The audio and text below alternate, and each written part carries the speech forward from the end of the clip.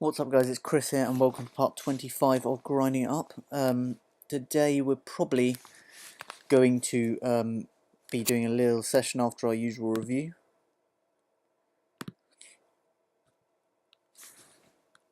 So yeah, just to recap, we had a really, yesterday, which was the 15th, we had a little bit of an unfortunate session perhaps. We ran a little bad, 144.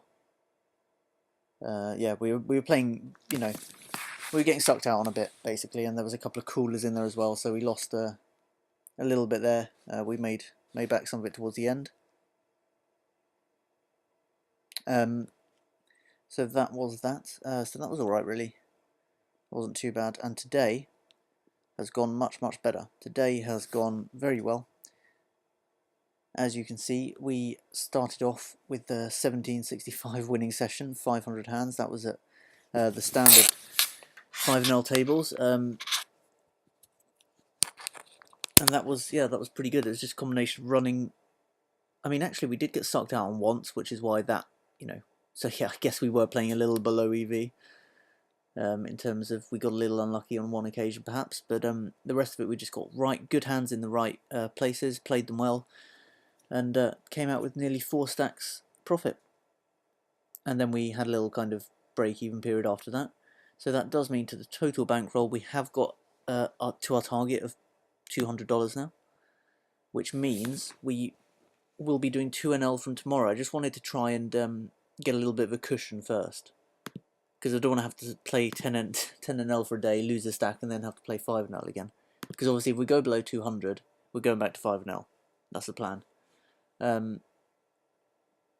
So I think what we're going to do is we're going to tackle these tables, because I obviously had that really good session on them today. And I have been doing a lot of 6 max, so perhaps a bit more full ring is what's, is needed to balance it out a bit. So we'll get these tables loaded up. We'll do 100 hands. I think 100 hands is probably good. So I'm just trying to get comfortable. There we go. So yeah, I think 100 hands is probably what's a good amount. Just trying to get my charger. Right. Yeah, I'm a little bit under the weather today. Got a bit of a cold, so if that's why my sound is a little bit kind of off, that's probably why. A little bit of a sore throat and that sort of thing. So I'll probably be talking a little quieter today, and so on. But yeah, we had a really good session, some really nice hands. We managed to flop the nuts a considerable amount, which is pretty nice. And managed to get paid on it a lot of the time. So that's never a bad thing. But yeah, we're just trying to get as much as we can today, profit-wise. And I'm happy with 205, because then we can lose half a stack at 10NL before we have to drop down again. But you can lose half a stack in one session pretty quickly, so we're just trying to. I would really like to be able to get above 210, but in just 100 hands, I'm not sure we're going to be able to do that. So I thought today I would focus on, for the next few videos, I thought I'd focus on something, a particular thing, each video. So today we're going to be looking at pre-flop play in the full ring game. So I'm going to really talk about every pre-flop decision I make, tell you why I make it,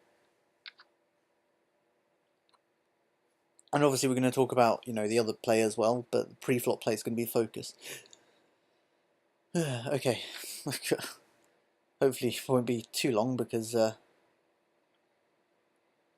feeling a little bit under the weather, as I said, but I'm not going to be able to get a video up tomorrow, so I felt like I should really do one today.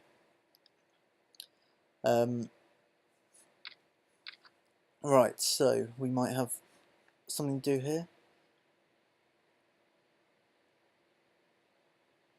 Okay, so I'm going to fold this because we're out of position, and you don't want to be playing out of position. And the other reason I'm folding an ace here is because he really easily could have us dominated. He could be raising any other ace, all of which have us crushed and on very low equity against him. If it was suited, I might tend to call a bit more, because that way we can make the nut flush, and also we've got potential for the wheel with ace-2. So a suited ace-2 should sort of be treated like a suited connector type thing. Same here. We're just going to fold because we're out of position, and you really want to be in position, and you don't want to be making loose calls like ace-8 offsuit. Here, ace-jack's a bit too strong to fold. It's just a bit too strong, but we don't want to be playing out of position either. So what we're going to do here is we're going to try and win it pre-flop, because we don't want to be seeing a flop against two players for sure. So we're going to make a big 3-bet, which is normal out of position, and we're going to try and take it down right now. And if this works, we'll obviously get the dead money, plus their raise and call. And obviously if we do get a call, we can take it down sometimes with a continuation bet, which is what we're doing here. And if not, okay. So we've got a gut shot to the nuts. That's an overcard. Usually I wouldn't consider bluffing too much, but I feel like this is a good spot to bluff. So we're going to go for it. It might not work, but we're going to go for it because there's a lot of money to be won. There you go. Because the overcard came on the board, a lot of straight draws got there. So, I mean, what I was putting him on when he calls that is a hand like ace-queen. And obviously when the straight draws get there, and there's an overcard on the board, and I push them all in, ace-queen's a very difficult hand to stack off with. So that's why I played that way. And obviously, you see, 3-betting with a hand like ace-jack pre-flop, it gives us the initiative in the hand as well. We're repping a big hand. I mean, basically, we're bluffing from the start. We're trying to say that we've got a hand like aces, kings, big hand. You do not want to be seeing multi-way flops with a hand like ace-jack, because first of all, you won't know where you are.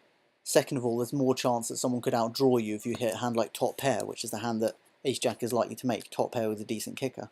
Someone could easily outdraw you. Obviously we don't like that ace, so we're just going to check.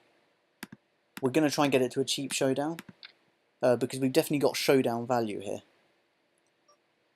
I'm not folding to 1-bet, and obviously now we've made the kings full. Not bad. So we can definitely go for a raise if he bets again. We're going to go for a standard c-bet here. Obviously I don't need to talk about why we raise these hands, because they're just premium hands. You always want to come in for a standard raise. Don't try any funny stuff like limping or raising bigger, because you don't want to give away the strength of your hand. So when he bets small, I feel like we can get some value. So we're going to make it 65. I feel like he can call that with an ace. A hand like ace-jack, ace-9, ace-10, which is what I'm putting him on right now. We're going to raise ace-10 here. Did he fold? I think he folded, didn't he? Maybe he had a weak race. Here, we're out of position against a hand that really could have us dominated. He could have anything from 10s, jacks, queens, kings, aces, ace-jack, ace-queen, ace-king, all of which have us in bad shape. So, calling 3-bets out of position with a hand like ace-10 is really not going to be a winning play. I mean, often people tell you not to bluff at micros, but as you saw with that hand, if it's a really good spot to bluff, don't be afraid of doing it, because, I mean, occasionally, don't go looking for spots to bluff, but occasionally you'll find a really perfect spot like that one just there, where I had the ace-jack, and that was a really good spot to bluff. Won't always work, but sometimes it will, and we won a lot of money because we tried it.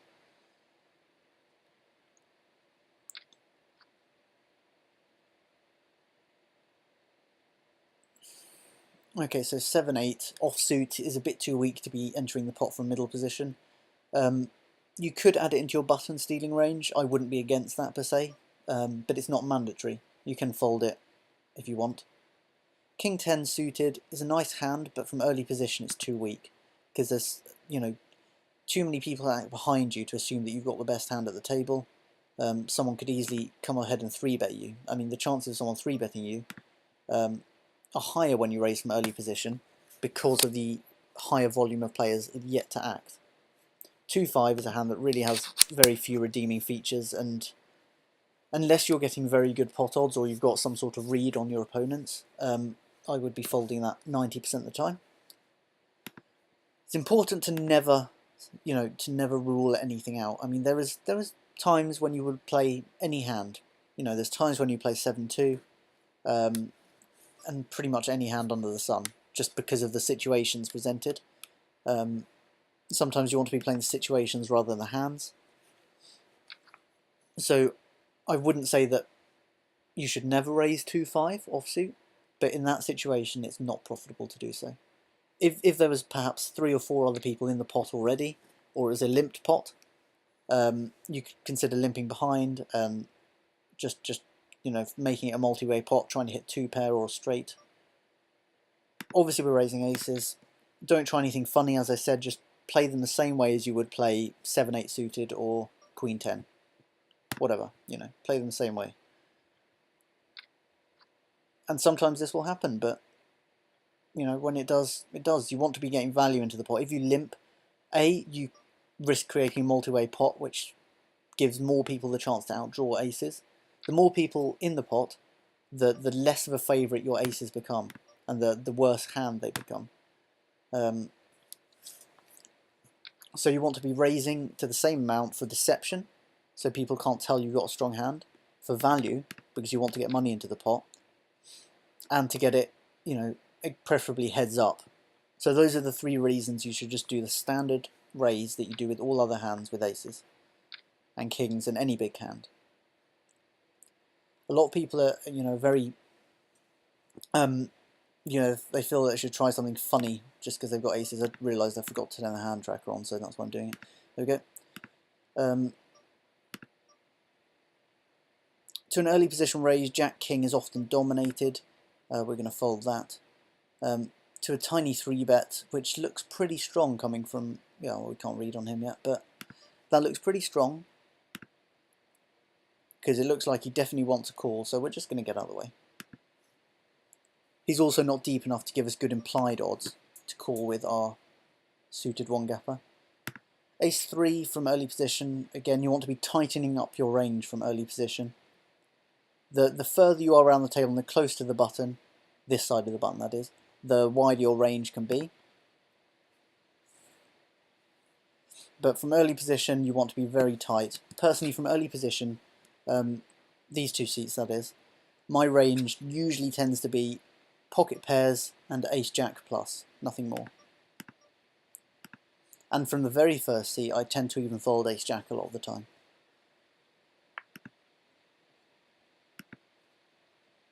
You really do need a premium hand.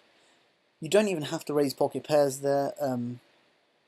I just like to do that because I love playing pocket pairs. They're so disguised when they hit a set, so I love to see flops with those. And also you can, if you raise from early position, you've got a lot of potential to bluff. It's such a small raise, and we're getting good pot odds here, over 3-1. So we're going to call, see a flop. Hit a gut shot 2 overs. Not thrilled about it.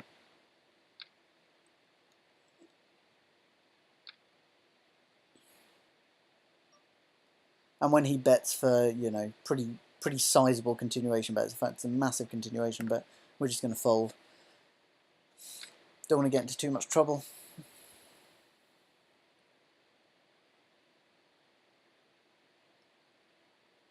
Now 2-6 suited again. It's a hand that plays okay multi-way, so you want to be getting into a multi-way pot with this. If there was, as I said, 2 or 3 other people in the pot playing this hand would be fine.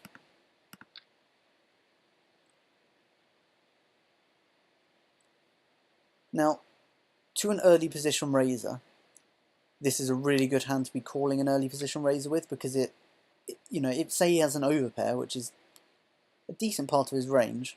If we make our straight or flush or 2-pair or whatever, we can get paid off a lot of the time. Here, we're out of position. We've been 3-bet.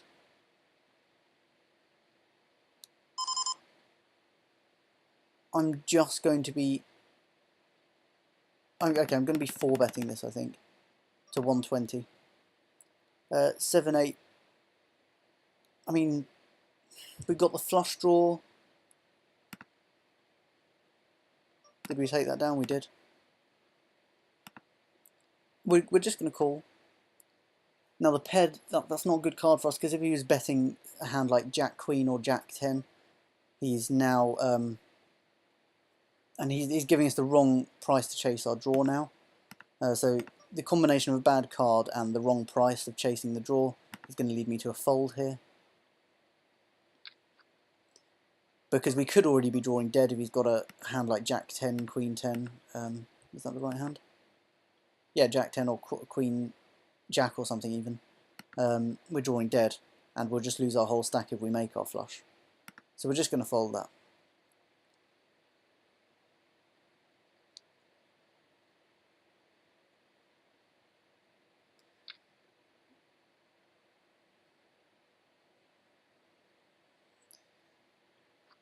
So Queen 2 and Queen 6 suited, similar hands.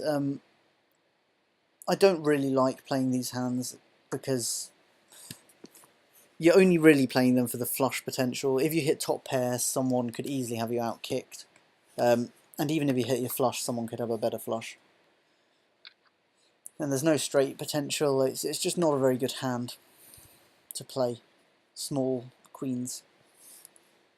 If you're shorter handed, if there's 3-4 people in, yeah, you can play them, get away with that.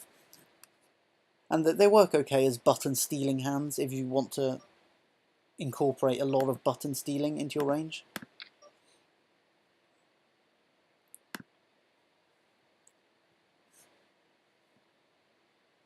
Got ace 9 now here on the button.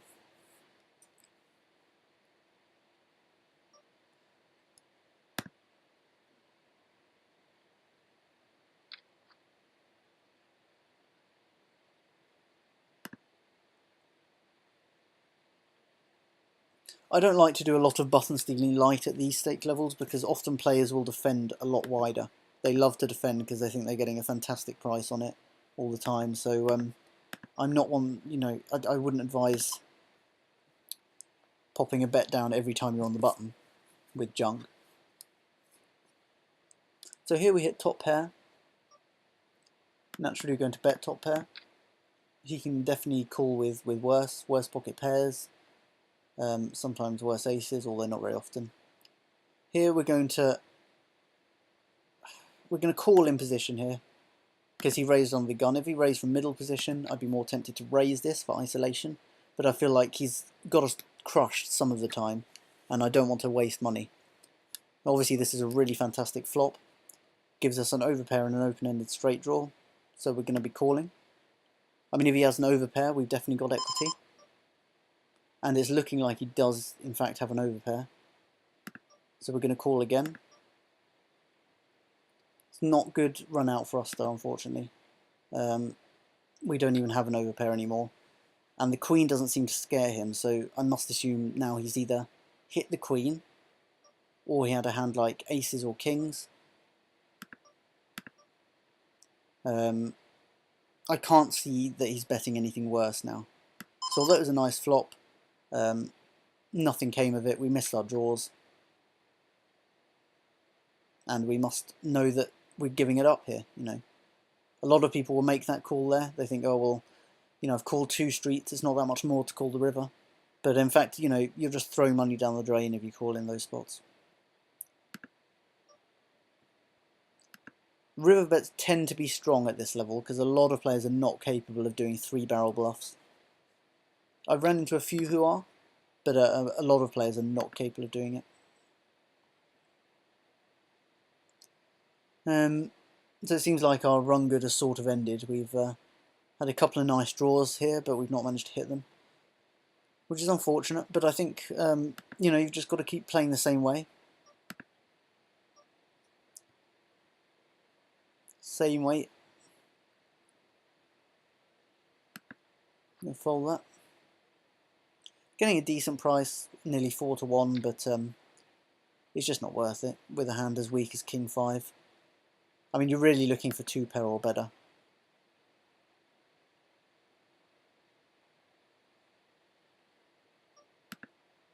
Fold that from early position.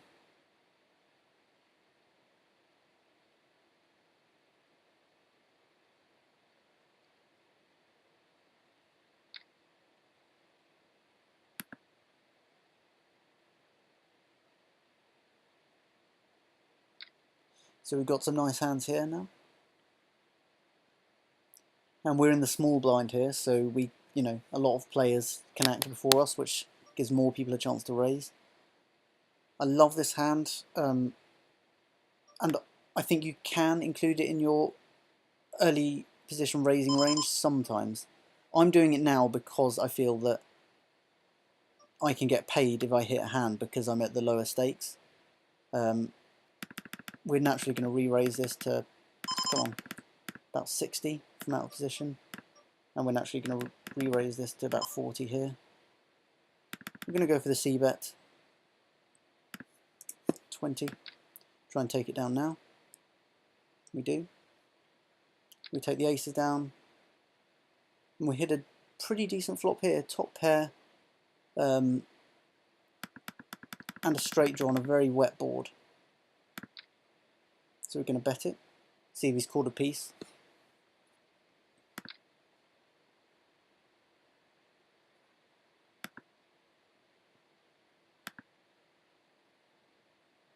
Nope, that's my party poker thing. Go away. We're getting good odds here because we've got a multi-way pot going on. Small pocket pair. If we flop a set, we've got a good chance of getting paid. Well, we've obviously got the straight now, so we're going to start building a pot. Any king beats us, but I feel like he would have bet a king on the flop. We're just going to get rid of this straight away.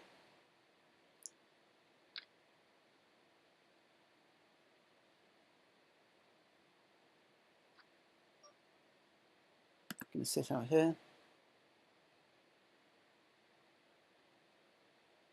And here as well.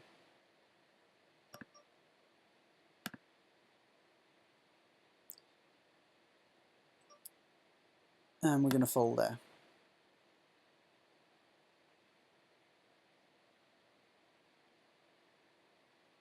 And we're just going to play up till 25 on here.